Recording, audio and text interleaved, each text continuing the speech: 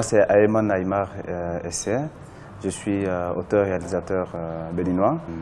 Donc, voilà, après mes études secondaires, j'ai fait une école de cinéma, donc ici au Bénin, qui s'appelle l'Institut supérieur des métiers de l'audiovisuel. Donc, j'ai fait un master en réalisation cinéma et télévision. Donc, déjà à l'école, il fallait faire des films d'école.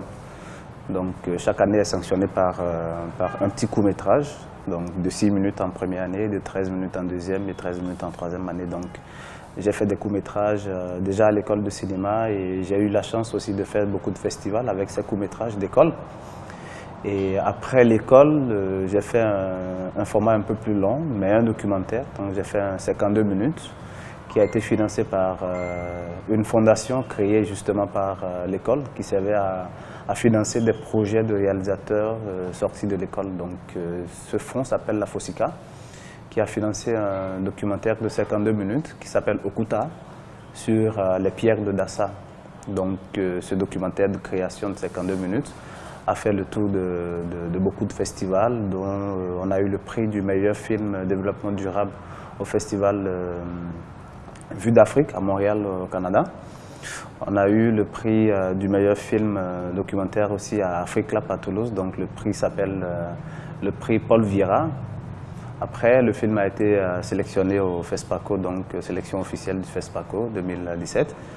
Et voilà, donc récemment on a fait un festival au Togo, à Blita, et le film a eu le prix du meilleur long métrage documentaire à ce festival. Ma vocation est née déjà dès mon enfance parce que mes deux parents sont photographes.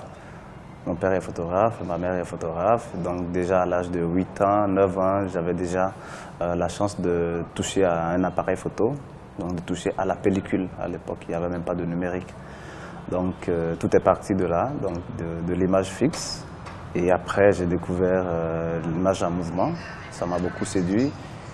Et aussi la possibilité de raconter des histoires à travers l'image et le son. Donc la passion du cinéma est née de là. Moi, en tant que jeune réalisateur ou auteur béninois et africain, j'oriente beaucoup plus mes films vers les thématiques des droits de l'homme et vers aussi la défense de l'environnement. Parce que l'environnement, c'est ce que nous laissons pour les générations à venir, c'est tout un patrimoine.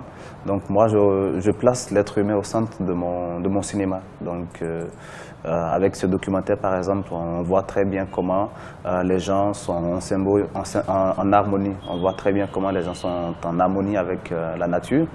Et on voit comment ils puisent beaucoup d'éléments de la nature pour survivre, pour vivre. Maintenant, est-ce que la question qui se pose, est-ce qu'il faut aller à plus loin? Est-ce qu'il faut autant pomper la nature? Et qu'est-ce qu'on fait pour garder un certain équilibre tel que ça existait depuis aujourd'hui et aussi demain? Donc voilà, c'est autant de thématiques que j'aborde dans mes films. La particularité de Jacob, c'est que Jacob à la base c'est un soldat qui tient une roue et un épi de maïs.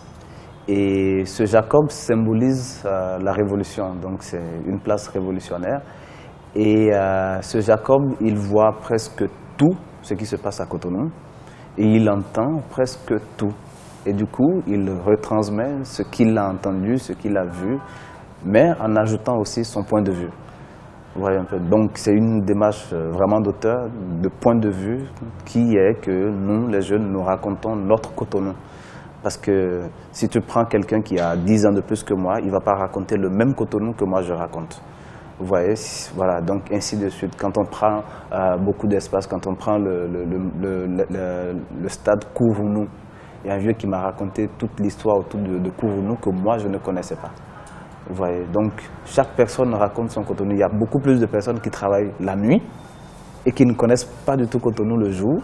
Il y en a qui travaillent le jour et qui ne connaissent pas du tout Cotonou la nuit. Il y en a qui sont tout le temps au bureau et qui ne connaissent pas du tout ce qui se passe dans Cotonou. Donc il y a le Cotonou des artistes, il y a le Cotonou des bureaucrates, il y a le Cotonou des putes, il y a le Cotonou des joueurs, il y a le Cotonou de tout le monde. Donc moi, je raconte mon Cotonou à travers l'œil vigilant et averti de ce soldat qui symbolise la révolution. L'Afrique et moi, c'est une très longue histoire. Et Vous avez dû remarquer que je suis africain, donc. Donc pour moi, l'Afrique, c'est une question d'engagement. C'est une question de sauvegarde de patrimoine que nous avons. Et cet outil que nous avons, qui est un outil très puissant, qui est le cinéma, la caméra et le micro, qu'on peut utiliser pour immortaliser tout ce qu'on peut imaginer. Et même aller dans le passé, faire des films d'époque. Vraiment, pour moi, c'est un outil puissant, c'est un engagement qui va permettre aux générations qui vont venir de voir qu'est-ce qui a été fait, qu'est-ce qui est là, quelle est l'histoire en fait. Et on peut même se projeter dans le futur avec le cinéma. Donc ça veut dire quoi? On peut même utiliser le cinéma pour changer les mentalités. On peut utiliser le cinéma pour dire, voilà ce que vous faites aujourd'hui, si vous ne faites rien, voici ce qui peut même arriver en 2050 ou en 2060 ou en 2000, je ne sais pas. Donc c'est une façon pour nous, Africains, de dire, nous allons raconter nos histoires par nous-mêmes. Il ne sert plus à rien de laisser d'autres venir raconter l'histoire à notre place. Ça sera toujours de leur point de vue. Donc il faut que nous nous asseyions et que nous prenions notre destin en main. Moi je dirais tout simplement aux jeunes Africains, restez chez vous, racontez les histoires de chez vous, prenez la roue, labourez, ne vous faites pas vendre parce que cette histoire en Libye, moi je dis qu'il n'y a pas d'esclavage. Il n'y a pas d'esclavage parce que ce sont eux qui se sont donnés à vendre. C'est pas comme à l'époque où on enchaîne les gens par les razzias, on va chercher les gens de force. Il n'y a aucune violence, peut-être qu'il y a des gens qui sécurisent un peu, mais ils se sont vendus eux-mêmes. Donc moi je pense que je lance cet appel à nos frères, restons chez nous, ok? Et je lance encore cet appel à nos dirigeants, faites tout possible pour que les jeunes rêvent de faire quelque chose chez eux. Parce que la jeunesse reste, qu'on le veuille ou non, le poumon et la force de demain. Donc si on s'en va et qu'on laisse tout ce qui est ici, qui est-ce qui va le faire à notre place?